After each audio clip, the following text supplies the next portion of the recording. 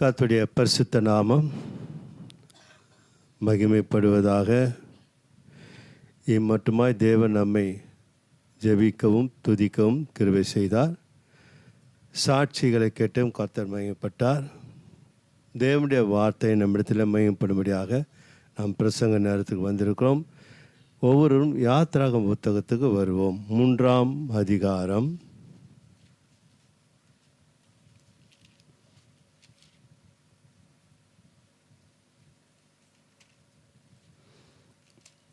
எல்லாரும் எடுத்துக்கோங்க. 3ஆம் அதிகாரம், யாத்திராகம புத்தகம் 3ஆம் அதிகாரம் 6ஆம் வசனம் 7ஆம் வசனம். பின்னும் அவர், நான் ஆபிரகாமின் தேவனும் ஈசாக்கின் தேவனும் யாக்கோப்பின் தேவனும் ஆகிய உன் பிதாக்களுடைய தேவனுமாய் இருக்கிறேன் என்றார். மோசே தேவனை நோக்கி பார்க்க பயந்ததினால் தன் முகத்தை மூடிக்கொண்டான். அப்பொழுது கர்த்தர், எகிப்தில் இருக்கிற என் ஜனத்தின் உபத்திரவத்தை நான் பார்க்கவே பார்த்து ஆலோட்டிகள் நிமித்தம் அவர்கள் இடுகிற கூக்குரலை கேட்டேன். அவர்கள் படுகிற வேதனைகளும் அறிந்திருக்கிறேன், பார்த்திருக்கிறேன். அல்லேலூயா. அட கண்கள் பார்க்கிறவைகளும் அடைய செவிகள் கவனிக்கிறவளுமாய் இருக்கிறது. அல்லேலூயா. என் ஜனங்கள் ஆண்டவர் சொல்றார். யாராவது இஸ்ரவேல் மக்கள் யார்?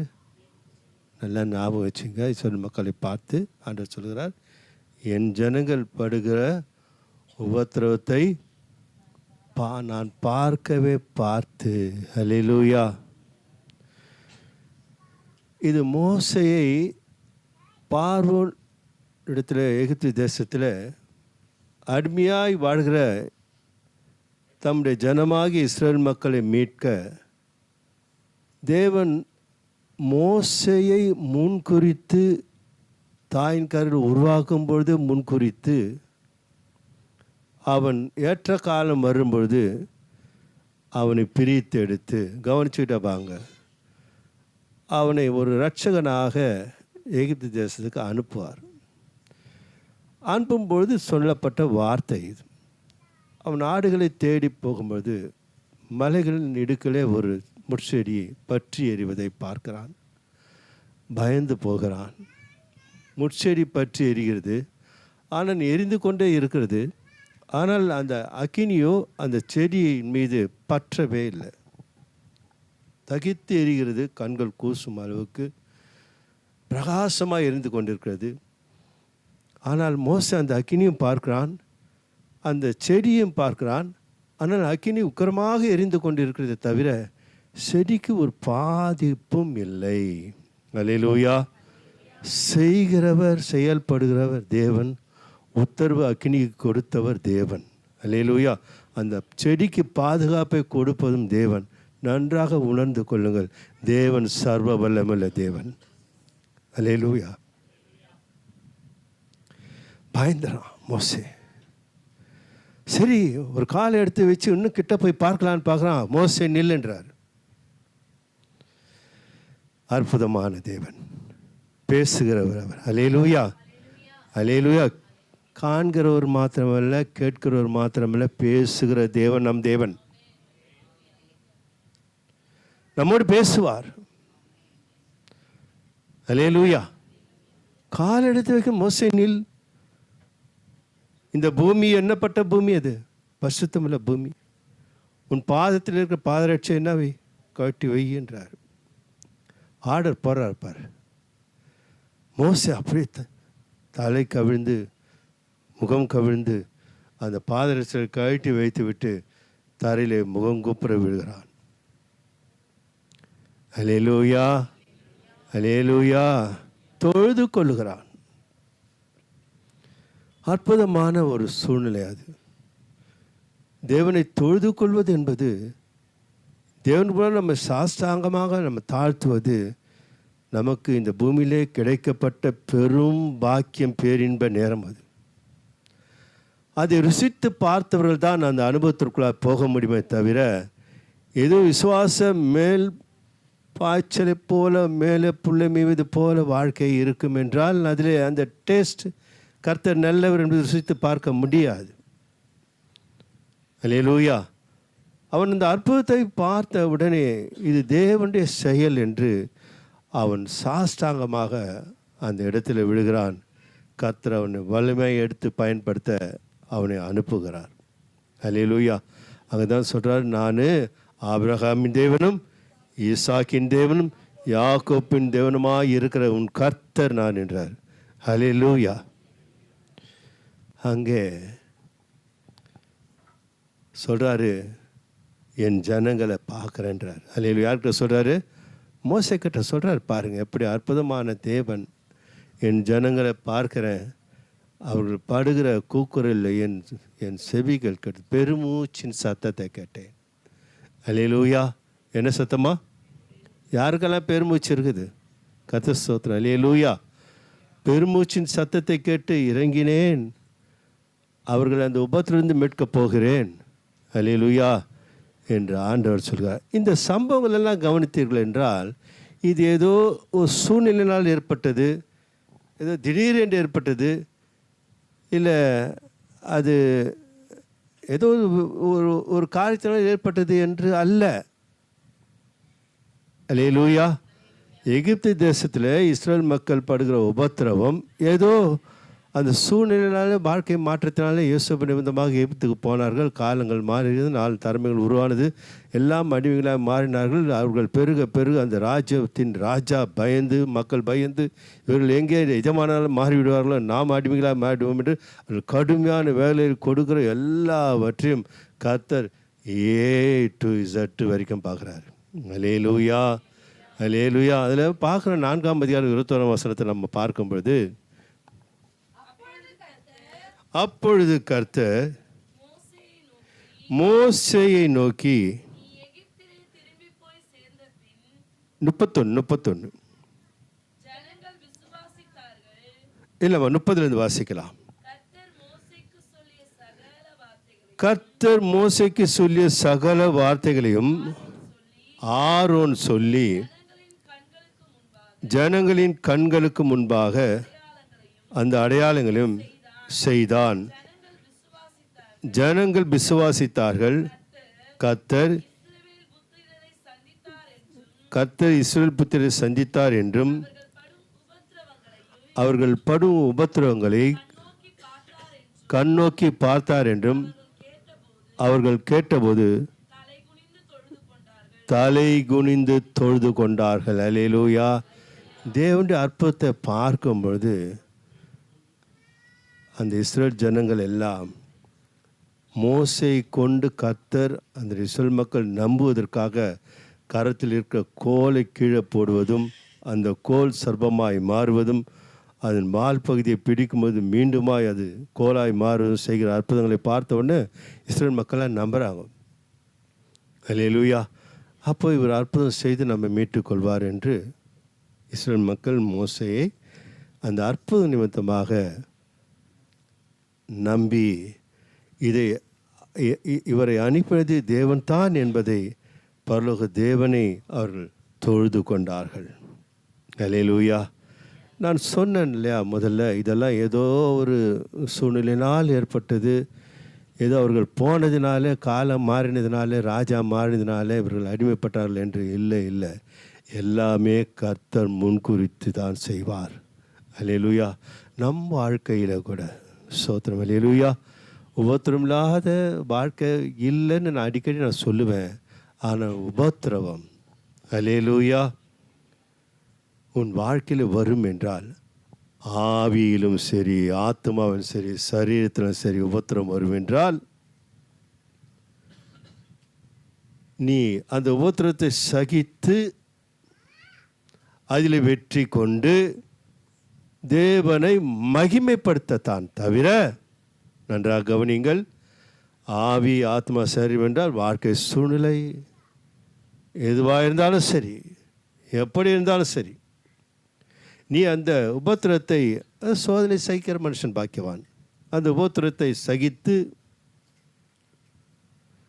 அதில் நீ வெற்றி பெற்று, நீ வெற்றி பெறுவதனாலே உனக்கு பாக்கியம் நன்மை உண்டாகும். பரலோக தேவனுக்கு உன்னிமித்தமாக மகிமை உண்டாகும். நீ அந்த உபத்திரத்தை சகிக்காமல் நீ தோற்று போவாய் என்றால் உன்னிமித்தமாக கனவீனப்படுவது பரலோகம். தூதர்கள் கூட அல்லேலூயா ஒரு ரட்சிப்பின் ஒரு மனுஷனை பார்த்து பரலோகமே தூதர்களாக சந்தோஷப்படுவாங்களா? அப்போ என் ரட்சிப்பு வீணாய் போகிறது என்றால் சந்தோஷப்பட்ட தூதர்கள் கூட என் நிமித்தமாக அல்லேலூயா இதெல்லாம் உங்களுக்கெல்லாம் புரியும். அதனால் இதெல்லாம் முன்குறிக்கப்பட்டது. ஆதியாகமம் புத்தகம் 15ஆம் அதிகாரம்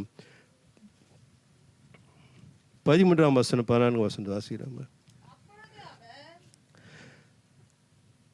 15-13. அப்பொழுது அவர் ஆபிரகாமை நோக்கி, உன் சந்ததியார் தங்களுடையது அல்லாத அந்நிய தேசத்திலே எப்படி இருப்பாங்களா?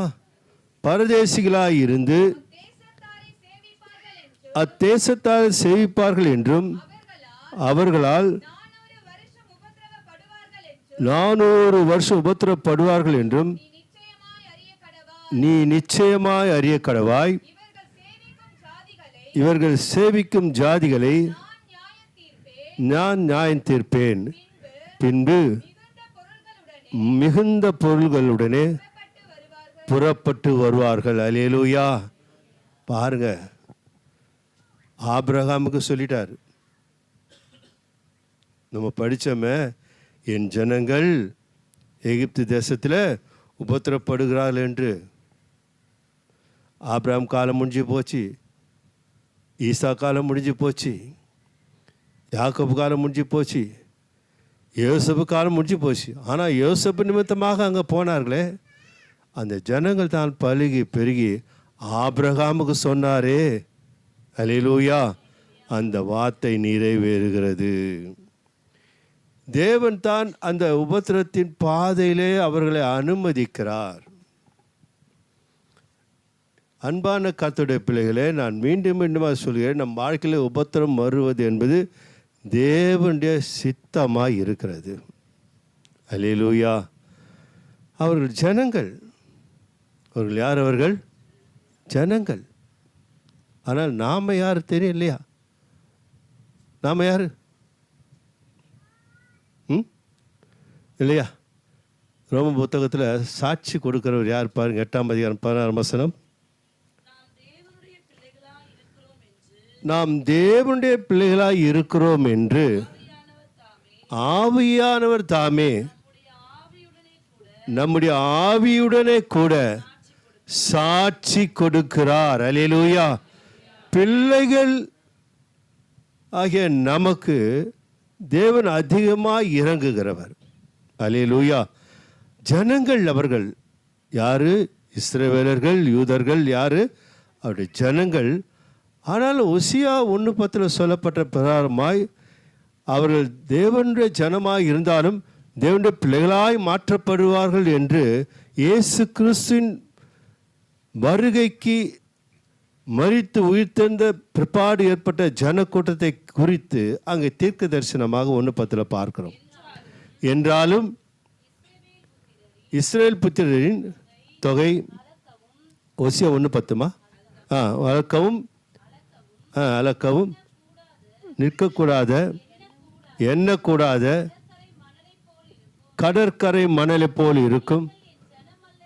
நீங்கள் என் ஜனமல்ல என்று அவர்களுக்கு சொல்வதற்கு பதிலாக நீங்கள் ஜீவனுள்ள தேவனுடைய பிள்ளைகள் என்று அவர்களுக்கு சொல்லப்படும். யாருக்கு? மணலத்தனையாய். ஆபிரகாம் சந்ததிகள் இப்போ எப்படி இருக்கிறோம்? மணலத்தனையாய் இருக்கிறோம். அல்லேலூயா. இஸ்ரேல் மக்கள், யூத மக்களுக்கு ஜனங்கள் தான். இப்பொழுதும் அவர்கள் ஜனங்கள் தான், பிள்ளைகள் அல்ல. அல்லேலூயா. அந்த இஸ்ரேல் மக்கள், யூத மக்கள் இயேசு கிறிஸ்துவை ஏற்றுக்கொண்ட பிற்பாடு தான் அவர்கள் பிள்ளைகளாய் மாறுகிறார்கள். நமக்கு இருக்கிற பாக்கியம் அவர்களுக்கு இல்லை. இயேசு ஏற்றுக்கொள்ளாத வரையிலும் அந்த இஸ்ரவேல் மக்கள், யூத மக்கள் எல்லாம் அவர்கள் கேட்டு பெற்ற சாபத்தினுடையாக வாழ்ந்து கொண்டிருக்கிறார்கள். நாம் சாபமில்லாத நீதிமான்களாக மாற்றப்பட்டு கிறிஸ்து இயேசுவின் இரத்தத்தினால் மீட்கப்பட்ட நாமோ தேவனுடைய பிள்ளைகளால் நாம் இருக்கிறோம். அவர்களுக்கு அதிகாரம் இல்லை, உலக பிரகாரம் அதிகாரங்கிறது. ஆனால் வான மண்டலத்தை சுற்றி பொல்லாத ஆவிகள் மேல் நமக்குத்தான் அதிகாரம் இருக்குது.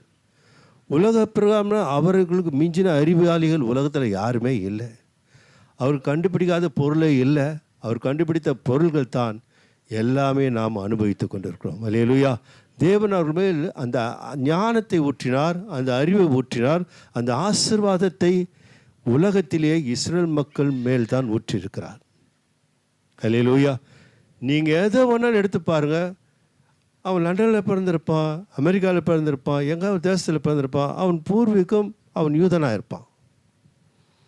வேறு யாருக்கும் அந்த அறிவை கூட கர்த்தர் கொடுக்கவே இல்லை. இதிலிருந்து புரிந்து கொள்ளலாம், நாம் ஆராதிக்கிற தேவன் உண்மை உள்ளவர். அல்லேலூயா. ஜீவனுள்ள தேவன். வேறு யாராவது கண்டுபிடிச்சாங்களா என்றால் தேடி பார்த்துட்டு ஒரு 1% 2% அப்படி கொஞ்சம் கிடைச்சிருக்கலாம். மீது எல்லாமே அதிகாரம், உலக பிரகாரம் அதிகாரம் இப்போதும் இஸ்ரேல் தேசத்தை கண்டால் இப்போதும் வல்லரசு நாடுகள் பயந்து நடுங்கும். இத்தனைக்கும் அடிக்கடி சொல்கிறேன், அது எவ்வளோ சின்ன தேசம் தெரியுமா? அது நம்ம தமிழ்நாட்டை விட சின்ன தேசம், ரொம்ப சின்ன தேசம் அது. ஆனால் உலகம் அவைகளை, அந்த தேசத்தை கண்டு இப்பொழுதும் கொஞ்சம் தூரம்தான் இருப்பாங்க. அவர்கள் கண்டுபிடிக்காத பொருள் இல்லை. எல்லாவற்றையும் முன்குறித்து அவர்கள் தான் கண்டுபிடிப்பார்கள். அதற்கு பின்பாகத்தான் உலகத்தில் தெரியப்படுத்தப்படும். அப்படிப்பட்ட ஞானத்தை இஸ்ரவேல் மக்கள் மேல் தேவன் இன்று ஊற்றிருக்கார். ஆனால் அன்பான தேவனுடைய பிள்ளை, யோவான் புத்தகம் 1ஆம் அதிகாரம் 10-12 வாசிக்கும் பொழுது 12-13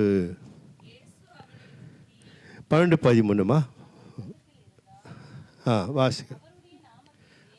அவருடைய நாமத்தின் மேல் விசுவாசம் உள்ளவர்களாய் அவரை ஏற்றுக்கொண்டவர்கள் எத்தனை, கவனிக்கணை தான். அல்லேலூயா.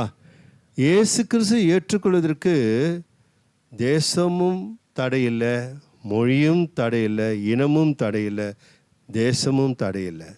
அவர் ஏற்றுக்கொண்டவர்கள் எத்தனை பேர்களோ அத்தனை பேர்களுக்கும் தேவனுடைய பிள்ளைகள் ஆகும்படிக்கு அவர்களுக்கு அதிகாரம் கொடுத்தார். அல்லேலூயா சொல்லுமா?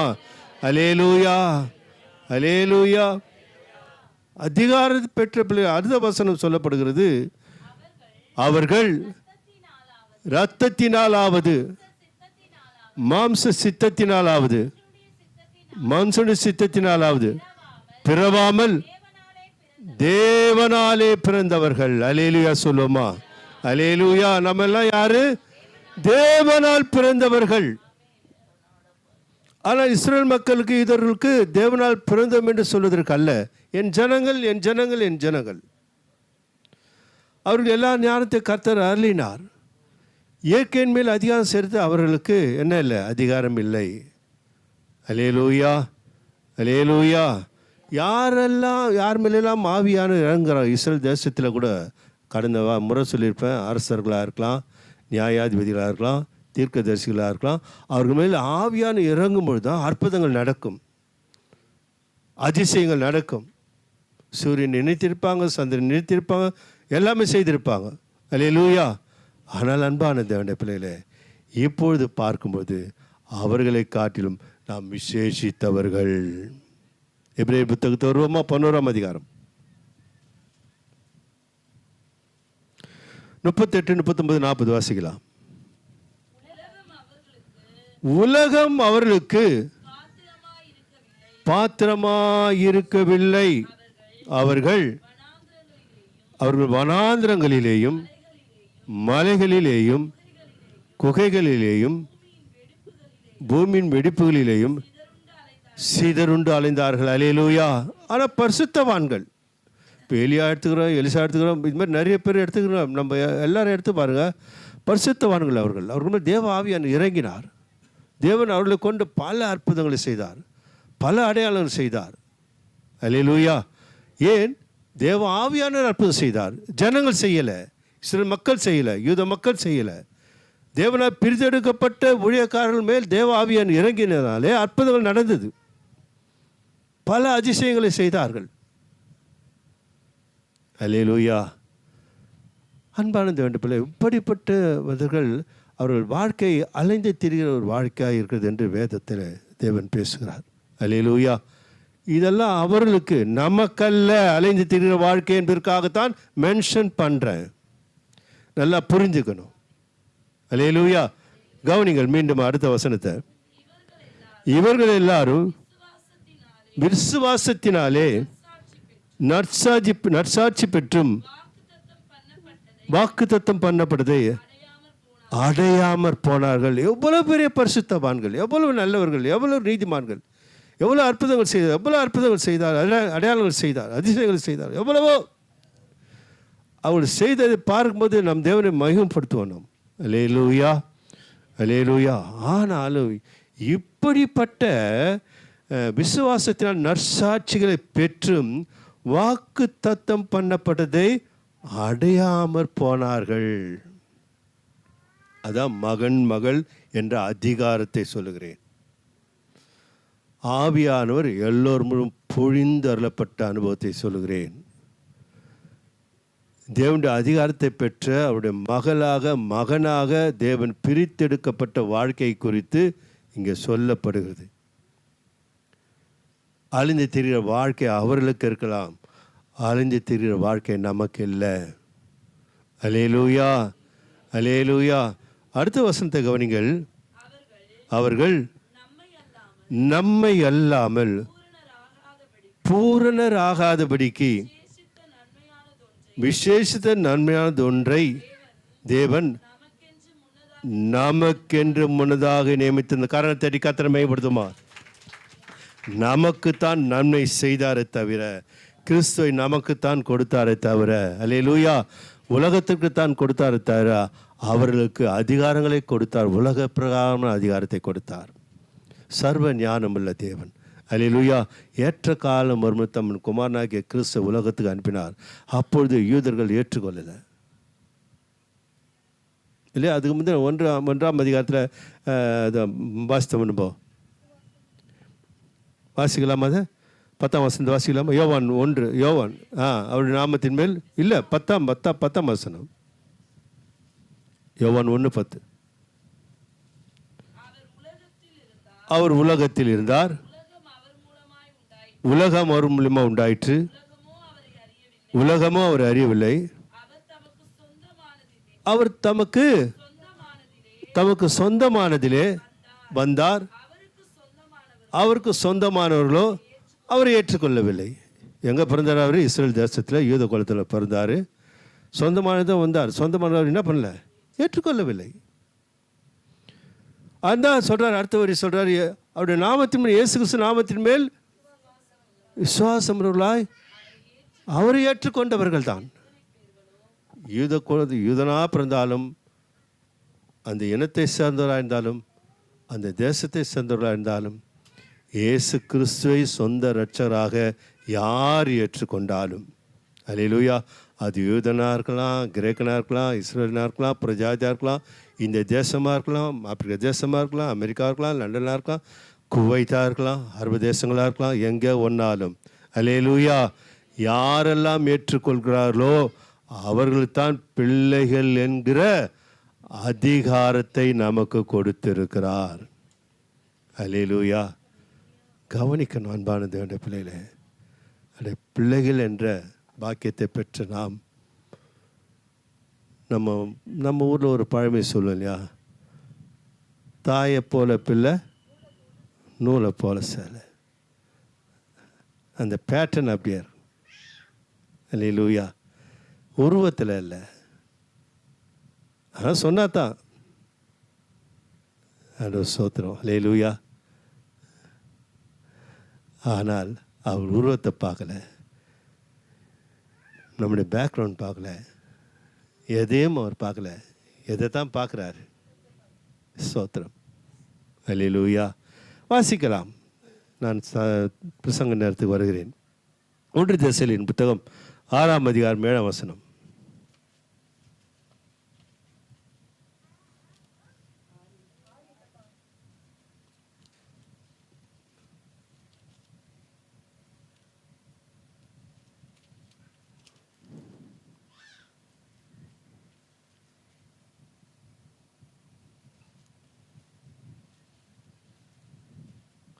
ஒன்று தெசலோனிக்கேயர் 1ஆம் அதிகாரம் 6ஆம் வசனம் 7ஆம் வசனம். நீங்கள் மிகுந்த உபத்திரவத்திலே ஸ்தோத்திரம். அல்லேலூயா சொல்லுவோமா? நல்லா கவனிக்கணும். ஆண்டவராக இயேசு கிறிஸ்து நம்மளாம் ஏற்றுக்கொண்டோம். இயேசு கிறிஸ்து நம்மை பார்த்து சொன்னார், என்ன தெரியுமா? நான் பிதாவிடத்தில் போவது நல்லது, நலம் என்று சொல்லுகிறார். ஏன் போகிறேன்னாக்கா, நான் அவரிடத்தில் கேட்டு பெற்று உங்களை என்றென்றும் தேற்றும்படியாக ஒரு தேற்றவாளனை, யார் அவர்? யாரெல்லாம் நம்புறீங்க? தேற்று வந்தனா என்ன அது? இப்போ நான் பேச்சுக்கு சொல்கிறேன். நான் ஏதோ ஒரு காலையாக வீட்டில் துக்கத்தோடு இருக்கிறேன். நான் அமர்ந்து இருக்கிறேன்.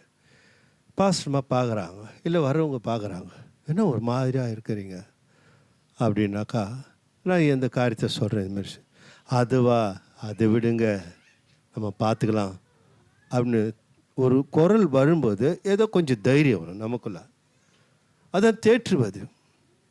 மனைவி தேற்றினாலும் சரி, கணவன் தேற்றினாலும் சரி, அந்த ஆறுதல் எங்கேயோ ஒரு இடத்துல நம்மை அந்த சோகத்திலேருந்து வெளியே கொண்டு வர பார்க்கும். ஆனால் தேற்றுவது மனிதன் அல்ல, பிதாவுடைய ஆவியானவர் தேற்றுகிறார். அல்லேலூயா சொல்லுமா? எந்த பிரச்சனையாக இருந்தாலும் சரி, எப்படிப்பட்ட சோதனைகளாக இருந்தாலும் சரி, எந்த உபத்திரத்தின் பாதையாக இருந்தாலும் சரி, கர்த்தருடைய வார்த்தையின்பாக பேசுகிறேன். அல்லேலூயா. நாம தான் அதை பெருசாக்குறமே தவிர தேவன் அதை லகுவாய் மாற்றுவார். அல்லேலூயா. அதான் பரிசுத்தாவின் சந்தோஷம். நமக்கு உபத்திரம் வருதுனாக்கா நம்ம அங்கே சந்தோஷத்தை தான் வெளிப்படுத்தணுமே தவிர, சந்தோஷம் தான் நம்முடைய கருவி, அது எதிர்க்கிற ஆயுதம். அந்த உபத்திரத்திற்கு போராடுகிற ஒரே ஆயுதம் என்னென்னால் உன் சந்தோஷம்தான், வேறு ஒன்றுமே இல்லை. துக்கப்பட்டால் நிச்சயமாக அந்த ஆயுதம் உன்னை தாக்கிடும். உன் ஆத்மா பலவீனம் அடையும், சரீரம் பலவீனம் அடையும், விசுவாசத்தை விட்டு விலக முடியாத பாதையை அதுவே திறந்து விட்டுடும், நிற்க முடியாது. அதே சிந்தனை, அதே யோசனை, அது குறித்த ஒரு பாரம், ஒரு கவலை. அல்லேலூயா. அதை தான் ஆரம்பத்தில் சொன்னேன். உங்களுக்கு உபத்திரத்தை கர்த்தர் அனுமதிக்கிறார். அந்த இஸ்ரேல் மக்களுக்கு அனுமதித்தது யார்? ஆபிரகாம் சொன்னதை ஏதோ தச்சையாக ஏதோ சூழ்நிலையினாக இஸ்ரேல் மக்கள் எகிப்து தேசத்தில் அவஸ்தைப்படலை. தேவன் அதை அனுமதிக்கிறார். பல 100 ஆண்டுகளுக்கு முன்பாக ஆபிரகாம் சொன்னார், உன் சந்ததி அந்நிய தேசத்தில் என்ன படும்? உபத்திரம் படும், ஆனால் அவர்கள் பொன்னும் பொருளோடும் திரும்பி வருவார்கள். சொன்னாரா இல்லையா? நடந்ததா இல்லையா? நடந்தது.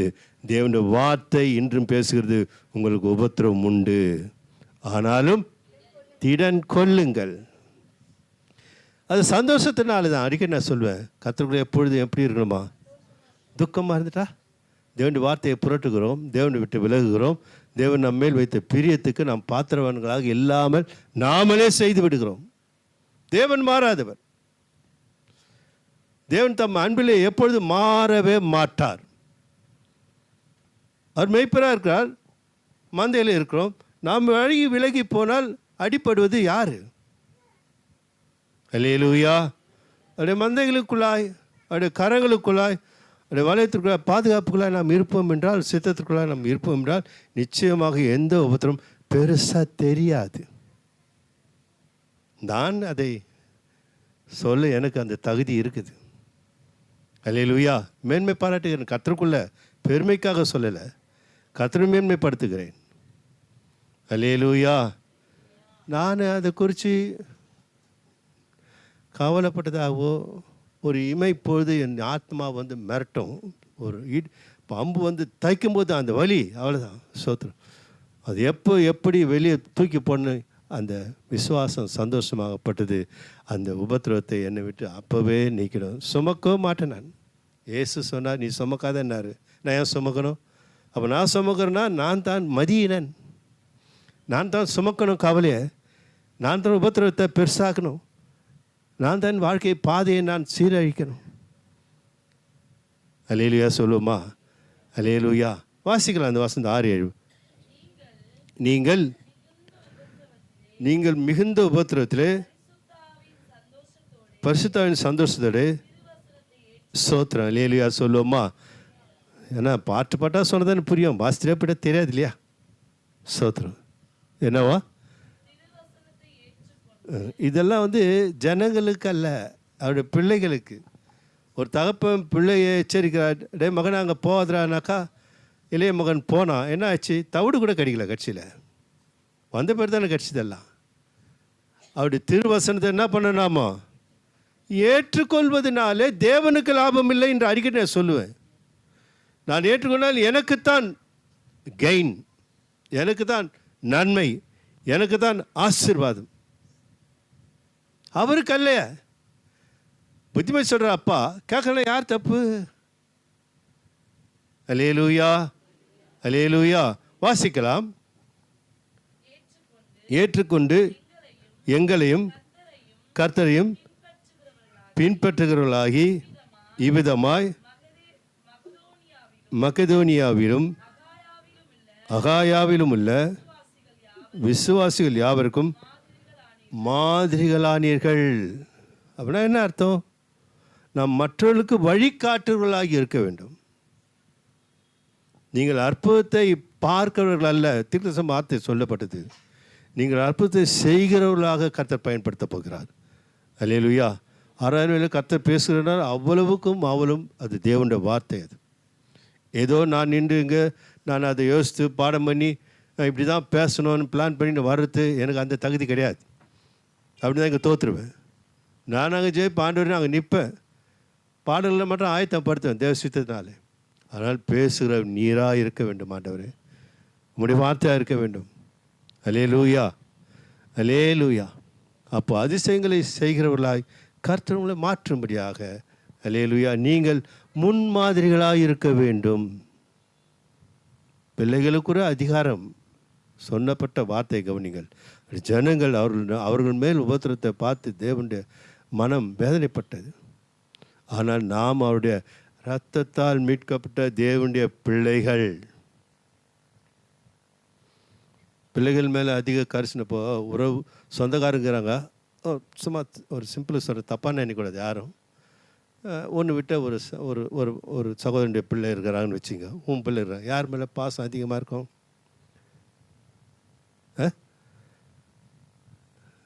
எல்லாருக்கும் தெரியும், ஆனால் சொல்ல மாட்டீங்க. ஹல்லேலூயா. ஆனால் இன்னொன்று சொல்கிறேன், பெத்த புள்ள கீழ்ப்படியில் மற்ற புள்ள கீழ்ப்படுது, யார் மேலே பாசம் இருக்கும்? அதான் புரிஞ்சுக்கணும். சிம்பிளாக கையில் கொடுத்துட்டேன் உங்களுக்கு பிரசங்கத்தை. பாசம் என்னமோ பிள்ளை மேல் தான் இருக்கும், மற்ற பிள்ளை மேலே இருக்கும், ஆனால் அவ்வளோ இருக்காது. 2 பேரும் சமமாக வைப்பேன் என்பது கூடாத காரியம். ஆனால் பெத்த புள்ள கீழ்ப்படியில் மற்ற புள்ள கீழ்ப்படுத்தினாக்கா இங்கே இருக்கிற பாசம் அப்படி அங்கே போயிடும். அல்லேலூயா சொல்லுவோமா? கீழ்ப்படுகிறவர்கள் மேலே தேவனுடைய அன்பு அதிகமாக இருக்கும். இதை நல்லா புரிஞ்சுக்கினா அழகாக வாழலாம். அடிக்கடி நான் சொல்லுவேன், நான் தேவனுடைய வார்த்தையை நிறைவேற்றுவதை காட்டிய உலகத்தில் சிறந்த ஒரு வேலை இருக்குதா? அது ஒரு ஊழியன்னு கூட நினச்சிக்கலாம். அது ஒரு எனக்கு கொடுக்கப்பட்ட மினிஸ்ட்ரி அங்கே தான் இருக்குது. நான் வெளியே போய் சொல்கிறது இருக்கட்டும், நான் பிரசங்கிப்பது இருக்கட்டும், தேவனுடைய வார்த்தையை நான் நிறைவேற்ற நான் கொண்ட தாகத்தை நான் ஏற்படுத்தும்போது என் தாகங்கள் எல்லாம் கர்த்தர் தீர்த்து கொண்டு வருகிறார். சிம்பிள். அதான் அடிக்கடி சொல்ல, கர்த்தருடைய வாழ்க்கை ரொம்ப ரொம்ப ரொம்ப லகுவானது, கஷ்டமே கிடையாது. தேவனுடைய வார்த்தையை நிறைவேற்றுங்கள் சொல்கிறார். பவுல் சொல்கிறாரு, நான் தேவனை பின்பற்றுகிறேன், நீங்களும் தேவனை பின்பற்றுங்கள். அல்லேலூயா. மற்றவர்கள் முன்மாதிரியாக இருங்கள், அதாவது விளக்குத்தண்டாக இருங்கள், விளக்குத்தன் வைக்கப்பட்ட விளக்காயிருங்கள். அல்லேலூயா. அதனால் விளக்கி கொண்டு போக நேரம் அன்பான தேவனுடைய பிள்ளைகளே, 1 கொரிந்தியர் புத்தகம் 15-57-58. நம்முடைய கர்த்தராகிய இயேசு கிறிஸ்துனாலே நமக்கு ஜெயம் கொடுக்கிற தேவனுக்கு ஸ்தோத்திரம். ஆகையால் பிரியமான சகோதரரே, கர்த்தருக்குள் நீங்கள் படுகிற பிரயாசம் என்னவா இருக்காதா? கர்த்தருக்குள் நீங்கள் எடுக்கிற பிரயாசங்கள், முயற்சிகள் வீணாய் போகாது என்று அறிந்து நீங்கள் உறுதிப்பற்றவர்களாயும் அசையாதவர்களாயும் கர்த்தருடைய கிரியையிலே எப்பொழுதும் பெருளாய் இருப்பீர்களாக. அல்லேலூயா. நல்லா கவனிக்கணும் அன்பான தேவனுடைய பிள்ளைகளே, நம்முடைய கிரியைகள் சரியா இருக்கணும். அவங்க ரொம்ப போய் பேசுவாங்க. அவங்க எல்லாத்துக்கும் எரிச்சலாக இருப்பாங்க. அவங்களா ரொம்ப கோபமாக இருப்பாங்க. அவங்க மனசில் அதை அப்படியே வச்சுக்கினே இருப்பாங்க, மறக்க மாட்டாங்க. இதெல்லாம் அவங்களான்னு வரவே கூடாது. அல்லேலூயா சொல்லுவோமா? அல்லேலூயா. நீங்கள் முன்மாதிரியாக நீங்கள் மற்றவர்களுக்கு சொல்லி கொடுக்க வேண்டியதில்லை. உங்கள் வாழ்க்கையே பாடமாய் மாறின அவர்களுக்கு உங்களை பார்த்தோன்னே சொல்லணும். அல்லேலூயா, அல்லேலூயா. இங்கே அதான் சொல்லணும், கர்த்தராகிய இயேசு தான் நமக்கு ஜெயம் கொடுக்க தேவனுக்கு ஸ்தோத்திரம். ஏன்? எனக்குள்ளாய் தேவன் எனக்கு ஒரு அன்பை வைத்திருக்கிறார். வார்த்தை சொல்லப்படுகிறது. பரிசுத்த ஆவியானவராலே தேவனுடைய அன்பு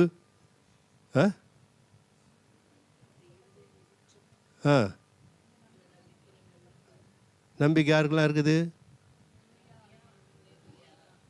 பரிசுத்த ஆவியானவர் உங்களுடைய ஊற்றப்பட்ட தேவ அன்பு உங்களுக்குள்ளே இருக்குது. அந்த நம்பிக்கை உங்களை என்ன பண்ணாதான்? உங்கள் நம்பிக்கை தான், வேறு ஒன்றுமே கிடையாது. தேவன் செய்துட்டார்.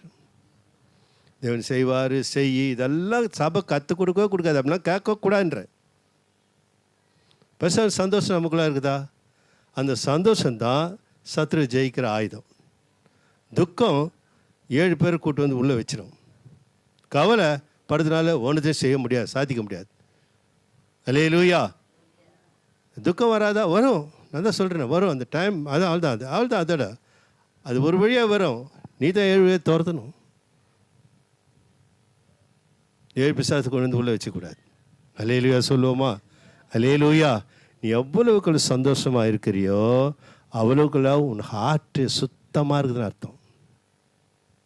நான் சரீர பிரகாரமாக சொல்கிறேன், ஆவியின் பிரகாரமாக சொல்கிறேன், ஆத்மாவின் பிரகாரமாக சொல்கிறேன். அல்லேலூயா சொல்லுவோமா? இது ஆவியினால் உண்டான ஒரு உபத்திரவம். இப்போ பார்க்குற நாமோ சும்மா சுருக்கமாக சொல்கிறேன்.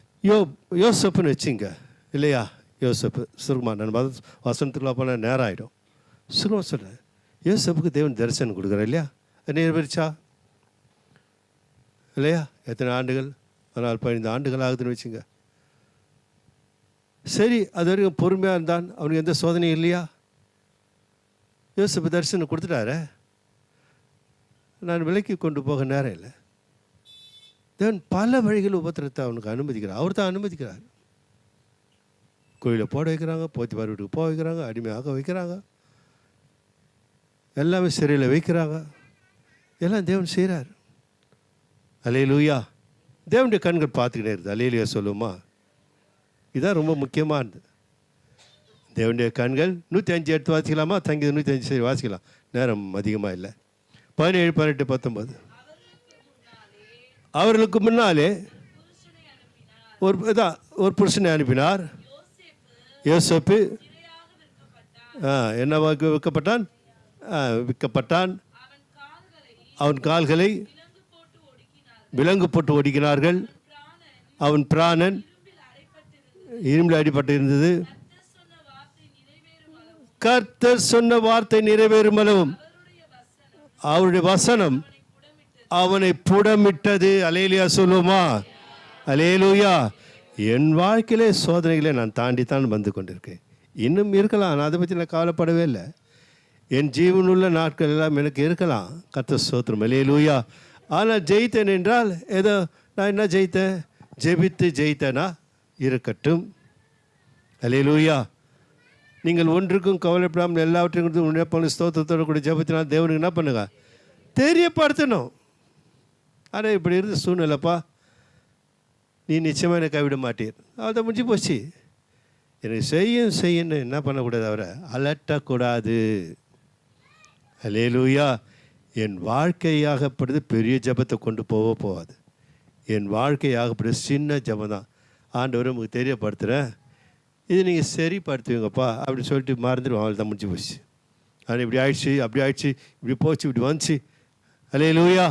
அதனால் என்ன படுத்துன்னு புரியல ஆண்டவர், எனக்கு ஒன்றுமே புரியல, எனக்கு தெளிவில்லாத வாழ்கிறேன், பயந்து வாழ்கிறேன். இதெல்லாம் சொல்லக்கூடாது. இதெல்லாம் சொல்லுறதுக்கு ஆவியான தேற்றல் இல்லை. சந்தோஷத்தோடு தான் இருக்க முடியாத ஆவியான நம்ம கொடுக்கப்பட்டுள்ளார். இங்கே யோசேப்பின் வாழ்க்கையில் எப்படியா நடக்கிறது, அவன் அமைதியாக இருந்தான். முடிவிலே எங்கே அதிபதி ஆகிட்டான் அவன். ஆமென், அல்லேலூயா. எல்லாருக்குமே சோதனை காலகட்டத்தின் முடிவில் நல்ல ஆசீர்வாதம் இருக்குது, அது நம்புங்க. முதல் நீங்கள் அந்த சோதனையை பார்க்காதீங்க, தூர தரிசனம் உங்களுக்குள்ளே வேண்டும். என் வாழ்க்கையை இப்படி கர்த்தர் அமைப்பார் என்று சொல்லி தான் பாருங்க, நினச்சி தான் பாருங்கள், சொல்லி தான் பாருங்கள். தேவசமத்தில் என்னை இப்படி வச்சிருக்க மாட்டேங்கிறேன் ஆண்டவர், இன்னும் தலை நிமிர பண்ணுவீர், சொல்லி தான் பாருங்கள், நடக்காது. வாயின் வார்த்தையை கர்த்தர் மையப்படுத்துவார். கனவீனமான அவசியமில்லாத வார்த்தைகளை, அலங்கோலமான வார்த்தைகளை, ஆவிசுவாச வார்த்தைகளை, கெட்டு போன செத்து போன வார்த்தைகளை கிறிஸ்தவ பிள்ளைகள் வாயில் வரவே கூடாது. அல்லேலூயா, அல்லேலூயா. தேவன் அங்கே இல்லாத பட்சத்தில், ஆவியான இல்லாத பட்சத்தில், அன்பு இல்லாத பட்சத்தில் தான் இதெல்லாம் பேசும். கடாமடான்னு பேசும். நல்வார்த்தைகளை தேவனுக்கு முன்பாக ஊற்றுங்கள். யோசேப்பு அமைதியாக இருந்தான், நன்மை செய்து கொண்டிருந்தான், சிறையில் இருக்கிறான். நானே இந்த உபத்திரத்தில் இருக்கிறேன், போயா, நான் உனக்கு தரிசனத்தை சொல்லணும், நீ கண்ட கனவு நான் பதில் சொல்லணுமா, எனக்கு வேறு வேலையில். அல்லேலூயா. அந்த உபத்திரத்தின் மத்தியிலே அவன் ஊழியம் செய்தான், தான் தேவனை நம்பினான். தேவன் என்னோட கூட இருக்கிறார். நீங்கள் நினச்சி தான் பாருங்களேன், உங்கள் வாழ்க்கையில் மாற்றத்தை கர்த்தர் நிச்சயமாக செய்வார். நான் தீர்க்க தரிசனமாக சொல்கிறேன். அல்லேலூயா. அன்பார்ந்த இடத்தில் வருவோம். கொலோசியர் புத்தகம் 3ஆம் அதிகாரம் 23, 24, 25. நீங்கள் கர்த்தராகிய கிறிஸ்துவை என்னவா சேவிக்கிறதினாலே சுதந்திரமாகிய பலனை யாரால பெறுவோமா? கர்த்தராலே பெறுவோம். நீங்கள் கர்த்தராகிய இயேசு கிறிஸ்துவை சேவிக்கிறதினாலே சுதந்திரமாகிய பலனை கர்த்தராலே பெறுவீர்கள் என்று அறிந்து எதை செய்தாலும் அதை மனுஷனுக்கென்று செய்யாமல் கர்த்தருக்கென்று மனப்பூர்வமாய் செய்யுங்கள். அநியாயம் செய்கிறவன் தான் செய்த அநியாயத்திற்கேற்ற பலனை அடைவான், பட்சபாதமே இல்லை. அல்லேலூயா. அவருக்கு ஆகினால என் பிள்ளைகளாய் மாறிட்டார்கள் தண்டனை கொடுக்காமல் இருப்பாரா? கவனிங்க, சின்ன பிள்ளைங்க தவறு செய்யணும், நம்ம என்ன பண்ணுறோம்? அடிக்கிறோம், பெரம்பு எடுக்கிறோம், அடிக்கிறோம், திட்டுறோம், கொள்கிறோம். அப்புறம் கொஞ்சம் வயசாகும்போது திட்ட ஆரம்பிக்கிறோம், கண்டிக்க ஆரம்பிக்கிறோம் தவறும் பொழுது. அல்லேலூயா. பிள்ளைகளாக இருந்தாலும் ஒரு தகப்பன், ஒரு தாய், அவர்களை மறந்துடலாம். ஆனால் தாயை காட்டிலும் மேலானவர் நம் தேவன், மறக்க மாட்டார். பிள்ளைகளாகிய நம்மை எங்கே இருந்தாலும் கரம் பிடித்து கர்த்தர் தூக்குவார். அல்லேலூயா, அல்லேலூயா. அவராலே, அவர் நம்ம சேவிப்பதினாலே, அவர் நம்ம தொழுது கொள்வதனால, பரிசுத்த அலங்காரத்துடைய கர்த்தரை என்ன பண்ணுங்க? தொழுது கொள்ளுங்கள். என்று சேவிக்கிற அந்த நேரம், அவர் தொழுது கொள்கிற நேரம், அவருக்கு நான் காணிக்கையாய் கொடுப்பதினாலே மனுஷனுக்கு முன்பாக செய்வதல்ல, அது என் தேவனுக்கு முன்பாக செய்கிறேன். அல்லேலூயா. அது நற்கிரியைகள் தேவனுக்கு முன்பாக. அதான் அடிக்கடி சபை சொல்லுது, நீங்கள் காலையில் ஜபத்தை மாத்திரம் என்ன பண்ணாதீங்க, விடவே விடாதீங்க, அது பலனை கொடுக்கும் நிச்சயமாக. நான் அதை விட்டு விடுவேன் என்றால் எனக்கானதை நான் தொலைத்துட்டேன்னு தான் அர்த்தம். என் சந்தோஷம் எங்கே இருக்குது? என் வசதி, எனக்கு கொடுக்குற ஆகாரம், எனக்கு கொடுக்குற வஸ்திரம், இல்லை எனக்கு என்கிட்ட இருக்கிற பேலன்ஸ், அது இது ஒன்றுமே இல்லை. என் தேவ சமூகம் எனக்கு சந்தோஷத்தை கொடுக்குது. அங்கே தான் ஆரம்பிக்கிறேன் என் ஓட்டத்தை. அங்கே இருந்து என் சந்தோஷத்தை நான் வாங்கி பெற்றுக்கொண்டு என் இதயத்தில் வைத்துக்கிறேன். அது அன்னைக்கு பூரா என்னை நடத்திடுது. அல்லேலூயா. தேவ சமூகத்தை விட்டு விலகுவார்கள் என்றால் அவர்களுக்கான பலனை விட்டு அவர்கள் விலகுகிறார்கள். கால சூழ்நிலை இப்பொழுது தெரியாது. இப்பொழுது தெரியாது. தேவன் உடனே தண்டனை கொடுக்கிறவர் அல்ல. ஆனால் தண்டனை வரும் காலம் வரும் இந்த பூமியிலேயே. அது நாம் பெற்றுக்கொள்ள நாம் எப்பொழுதும் பிள்ளைகள் அல்ல. நற்பலன்களை பெற்றுக்கொள்ளத்தான் நாம் பிள்ளைகளாக பூமியிலே பிறந்திருக்கிறோம். அல்லேலூயா, அல்லேலூயா. அதனால் அன்பான தேவனுடைய பிள்ளைகளே, இது ஆத்மாவிலே ஏற்படுகிற ஒரு காரியம். நமக்கெல்லாம் தெரியும். தானியேல் புத்தகத்தில் பார்க்குறோம். என்ன சொல்கிறாரு? நம்மளாம் அடிக்கடி சுருக்கமாக சொல்கிறேன். ஆண்டவரே, அதான் அந்த அரசங்கிட்ட என்ன சொல்கிறாரு? தேவனாகிய என் தேவனுக்கு முன்பாக குற்றமற்றவனாகும், ராஜாவாகி உமக்கு முன்பாக நீதிகேடு செய்ததில்லை என்றார். அந்த வார்த்தை பரலோகம் கேட்குது பாருங்க. சொன்ன பிற்பாடு பரலோகம் கேட்கல. அவர் வாழ்ந்தவர் அப்படி. தானியேல் தேவனுக்கு குற்றமற்ற ஒரு வாழ்க்கையை வாழ்ந்துட்டாரு. யாருக்கு அநீதி செய்யாத ஒரு வாழ்க்கையை வாழ்ந்தார். தேவன் அவர் வாழ்க்கையை பார்த்து அவருக்கு என்ன ஆபத்து விபத்து நாசம் மோசம் வந்தாலும் சிங்கத்தின் வாயை கட்டி போடுவார். அல்லேலூயா சொல்லுவோமா? உனக்கு எதிராக எழும்புகிற ஆயுதங்கள் வாய்க்காத போகும். தீர்க்க தரிசனத்திலாம் ஏன் கர்த்தர் நாம் அவருடைய பிள்ளைகள். அல்லேலூயா. இது ஆத்மாவில் ஏற்படுகிற பாரம். ஆவியில் ஏற்பட்டது யோசேப்பு, ஆத்மாவில் ஏற்பட்டது என்னது? தானியேல். சரீரத்தில் யோபு குறித்து நமக்கெல்லாம் தெரியலையா? வாசிக்கலாம் அன்பான தேவனுடைய பிள்ளைகளே. கர்த்தர் ஸ்தோத்திரம். 2 தெசலோனிக்கேயர் புத்தகம் 1ஆம் அதிகாரம் 5-6 வாசனத்தை வாசிக்கலாம்.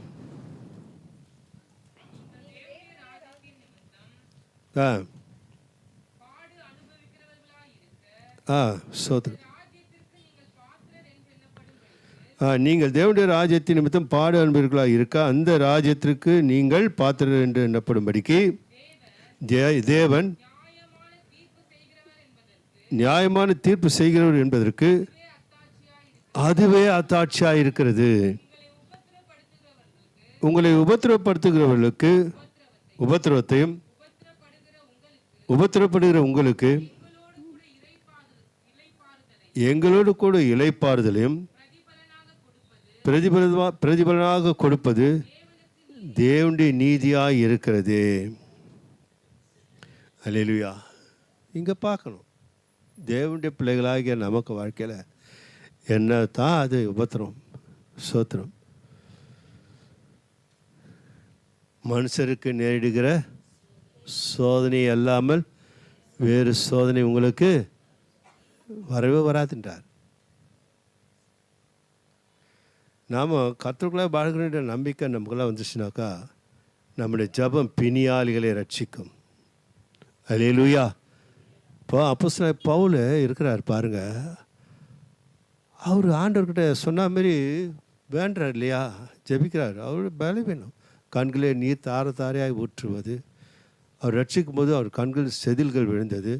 அப்போது அவருடைய கண்கள் நீர் தாரையாய் வழிந்து துடைத்து கொண்டு அந்த மேல்கள் உருமால்களை கண்ணை துடைத்து கொண்டு சிறைசாலையில் நிறுவங்களை எழுதினாராம். அல்லேலூயா சொல்லுவோமா? உங்கள் கண்ணில் கொஞ்சம் தண்ணி வந்துட்டு எழுத்த பாருங்கள், பார்க்க முடியுமா? முடியாது, கலங்கும், அப்படியே எழுத்து தெரியாது. ஆனாலும் அப்போஸ்தலன் பவுல் சிறையில் இருக்கும்போது அப்போ அப்போஸ்தலர் 16 வேண்டாம் இப்போ டைமில் அதெல்லாம் பாருங்கள். அது சிறையில் உதாரணம் சொல்கிறேன். அப்போ அந்த சிறையில் இருக்கும்போதெல்லாம் அதை அவர் பயன்படுத்தினாராம். அல்லேலூயா. நிருபங்களை எழுதினார். கண்களில் தாரையா தண்ணீர் விழுந்துக்கிறது. அந்த முருமாலில் கண்ணீரை துடைத்து கொண்டு எழுதினார். அந்த கண்ணீர் துடைக்கப்பட்டது. அந்த உருமால் துடைக்கப்பட்ட அந்த உருமால்கள் கச்சைகள் எல்லாம் அற்புதம் செய்தது. அப்போஸ்தலர் 19 அதிகாரத்துக்கு வருவோமா? 11-12 வாசிக்கலாமா? பவுலின் கைகளினாலே தேவன் விசேஷித்த அற்புதங்களை செய்தருளினார். அவருடைய சரீரத்திலிருந்து உருமால்களையும் கச்சைகளையும் கொண்டு வந்து வியாதிக்காரர்கள் மேல் போட வியாதிகள் அவர்களை விட்டு நீங்கி போனது. பொல்லாத ஆவிகளும் அவர்களை விட்டு புறப்பட்டன. அல்லேலூயா. இதெல்லாம் பார்த்து ஸ்கேவா என்ற ஆசாரிய 7 பிள்ளைகள் வந்து அவங்களும் இயேசு நாமத்தை பயன்படுத்துகிறாங்க. பிசாசு அவங்களை விரட்டி அடிக்குது. அதாவது அப்புறம் சம்பவம். ஸ்தோத்திரம். அல்லேலூயா. ஏன் அவருடைய பிள்ளைகள் சரியில்லாத ஆசாரிய பிள்ளைகளாக இருந்தாலும், ஒரு பாஸ்டர் பிள்ளையாக இருந்தாலும் சரியாதபடினா அவர்கள் வெட்கப்பட்டு துணியை காணும், ஒன்றும் காணணும், எல்லாத்தையும் கழட்டி போட்டு ஓடுற அளவுக்கு ஆகிப்போச்சு. அல்லேலூயா. தேவன் தாமே வார்த்தையில் உண்மையுள்ளவர். அவருடைய நாமத்தை யாரெல்லாம் விசுவாசமுள்ளவர்களாய் பற்றி கொள்ளணும். ஸ்தோத்திரம். அல்லேலூயா. அந்த நாமத்து மேல் நம்பிக்கை வைக்கணும். அந்த நாமத்தினால் கிடைக்கப்பட்ட பேரன்பை உள்ளத்தில் வைத்து பாதுகாக்கணும்.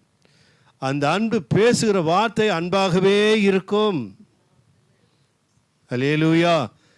கடுமுழா பேசாது, கத்தாது, கூப்பாடு போடாது. தேவரீர் நீர் என்னை பார்த்து கொள்வீர். அல்லேலூயா.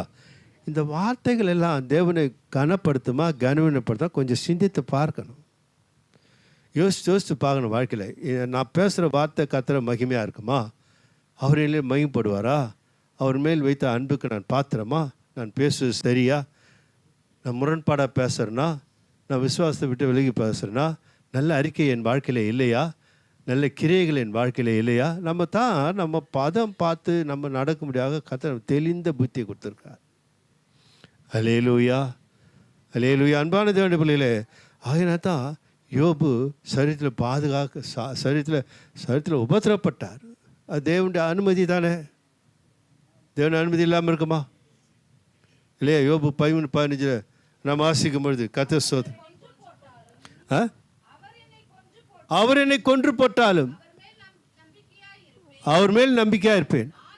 ஆனாலும் என் வழிகளை அவருக்கு முன்பாக உபகாரம் பண்ணுவேன். ஸ்தோத்திரம். அல்லேலூயா. சொல்லுமா. எதை தான் கேட்குறாரு ஆண்டவர்? என் ஜபத்தை கேட்கல. நல்லா கவனிக்கணும். ஜபம் ரொம்ப ரொம்ப முக்கியமானது. என் வாழ்க்கையின் மேல் தான் ஜபம் கட்டப்படணும். என் ஜபத்தை ஒன்றுமே இல்லை இல்லையா? நம்ம அடிக்கடி போதிப்போம். நான் இப்போ எனக்கு ஒரு சோதனை பார்த்தீங்கன்னா நான் நினச்சப்போது ஜபிக்க வேண்டியதில்லை. நான் ஒரு இடத்துல அதுமாரி தான் நான் ஒரு சின்ன சிக்கலில் மாறிட்டேன். நான் ஒன்று நின்று ஜபிக்கலை. என்ன ஆண்டவரே என் மனசு சொல்லிச்சு, வேறு ஒன்றுமே இல்லை. அங்கே என்னை எப்படி தான் அழகாக கர்த்தனை சேஃபாக கொண்டு வந்தார். கர்த்தருக்கே மகிமுண்டாகட்டும். ஆண்டவரே நான் ஊழி செய்கிறேன், பிரசங்கம் பண்ணுறேன், பைபிள் படிக்கிறேன், நல்லா ஜெபிக்கிறேன், தீர்க்கதரிசனம் சொல்ல முடியாது கர்த்தர் வைத்திருக்கு. எனக்கு எப்படிப்பட்ட காரியங்களா? ஏன்னா அவருடைய பிள்ளைகள் நாம் பழைய ஏற்பாட்டு காலத்தை இந்த ஏற்பாட்டு காலத்தில் சேர்க்கக்கூடாது. அல்லேலூயா. புதிய ஏற்பாட்டு காலத்தில் தேவனுடைய ரத்தத்தால் மீட்கப்பட்ட நமக்கு தேவனுடைய அதிகாரம் நமக்கு இருக்குது. நம் ஆயின் வார்த்தைகள் தான் அதிகாரம். அதைத்தான் கர்த்தர் கேட்கிறார். என்ன சொல்கிறார் யோபு? பழைய ஏற்பாட்டு கால மனுஷன் சொல்கிறாரு, வாசிக்கலாம் மீண்டுமா. அவர் என்னை கொன்று போட்டாலும் அவர் மேல் நம்பிக்கையாக இருப்பேன். ஆனாலும் என் வழிகளை அவருக்கு முன்பாக நான் அதை உறுதிப்படுத்துவேன். அல்லேலூயா. என் வாழ்க்கையில் என்ன சோதனை இருந்தாலும் நான் வாழ்கிற விசுவாசத்தை விட்டு விலகவே மாட்டேன்னு சொல்லிட்டார். என் உத்தமத்தை விட்டு நான் விலகவே மாட்டேன்னு சொன்னார். தேவனுக்கு பயப்படுகிற காரியத்திலிருந்து நான் விலகவே மாட்டேன்னு சொல்கிறார். சன்மார்க்கமான என் பாதையை விட்டு நான் விலகவே மாட்டேன்னு சொன்னார். இதையெல்லாம் பரலோகம் பார்த்தது. அல்லேலூயா. பார்த்து ஆண்டவர் சொல்கிறாரு, அவங்க 3 நண்பர்கள் பார்த்து நீங்கள் பேசுனதே சரியில்லை என்றார். என் யோபு சொன்னது, என் யோபு பேசுனது போல் நீங்கள் பேசலைன்றார். அதனால் அவங்கள சாடுறார் ஆண்டவர். யோபை கர்த்தர் மேன்மைப்படுத்தினார், கனப்படுத்தினார், இழந்ததை காட்டு ரட்டத்தினை கர்த்தர் கொடுத்தார். அல்லேலூயா. இழந்துட்டோன்னு யாரும் கவலைப்படாதீங்க. ஏதோ தவறிட்டோம், தவறு விட்டுட்டோம், தொலைந்து போச்சு, கவலைப்படவே படாதீங்க. கர்த்தர் அதை காட்டிலும் பெரிய காரியங்கள் கர்த்தர் செய்வார். அல்லேலூயா. பழசு நினச்சிக்கிட்டு உருட்டிக்கிட்டு வேதனைப்பட்டு சுமக்கிற காலத்தை விட்டுடணும். புதிய பாதை கர்த்தர் தந்து நானே வழி என்று சொன்ன மேய்ப்பன் பாதையில் கடந்து போகும்போது தாட்சி என்பதே இருக்காது. உங்களை நன்மையும் கிருபையும் தொடரும். அல்லேலூயா.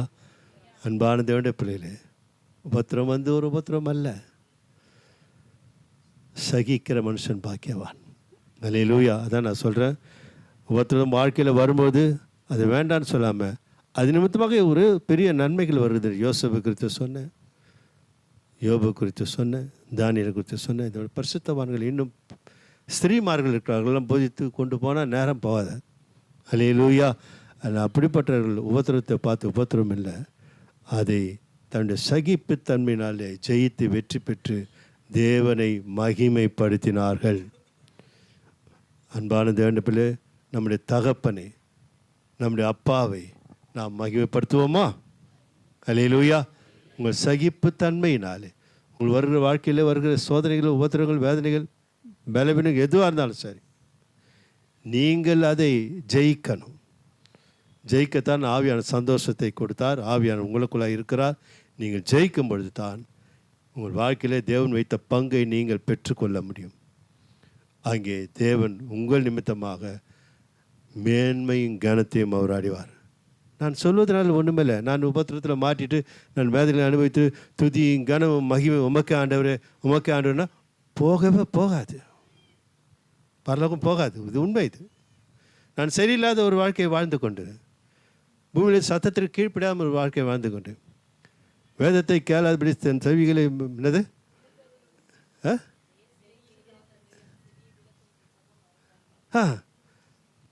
நீதிமொழி 28:9 தானே அது. அப்போ பாருங்கள், வேதத்தை கேட்காம என் ஜெபத்தை நான் ஏறெடுத்தா அந்த ஜெபத்தை ஆண்டு என்ன பண்ணார்? அறிவு இருக்கிறார். இப்போ கீழ்ப்படியாத ஒரு பிள்ளைக்கிறான், எதுக்கும் கீழ்ப்படியலை, சும்மா சிம்பிளாக சார், எதுக்குமே கீழ்ப்படிய போப்பா போம்மா அப்படின்னா அந்த பிள்ளை கேட்டால் இவங்கள போட உதாரணத்தை சொல்கிறேன், செய்வாங்க. அந்த வார்த்தை முந்தி வந்துடுமா இல்லையா? நல்ல பிள்ளையில நீ கீழ்ப்படிய மாட்டேன், நீ சரியில்லை, உன்னை நான் இப்போ செய்யணுமா, கொஞ்ச நாள் ஆகட்டும். ஒரு உதாரணத்துக்கு தான் சொல்கிறது. இதெல்லாம் புரிஞ்சுக்கணுன்றதுக்காக தான். தேவன் அப்படிப்பட்டவர் அல்ல, தேவன் அன்பானவர். அல்லேலூயா. நம்மை கைவிடவும் மாட்டார், மறக்கவும் மாட்டார். நாம் திருந்த வேண்டும், மனம் மாற வேண்டும் என்று சில காரியங்களை அனுமதிக்கிறார் தவிர சோதனை அல்ல. அது நம் வாழ்க்கையில் பலனை கொடுக்க, நம் வாழ்க்கையில் தேவன் ஆசிரியர் தங்க வேண்டாம், இந்த இதயத்தை சுத்திகரிக்க சில புடமிடுகிறார். அவ்வளோதான், வேறு ஒன்றுமே கிடையாது. அது நீங்கள் எதற்கும் நீங்கள் கவலைப்படாரு. கர்த்தர் உங்கள் ஒவ்வொருவரையும் ஆசீர்வதிப்பாராக. அல்லேலூயா.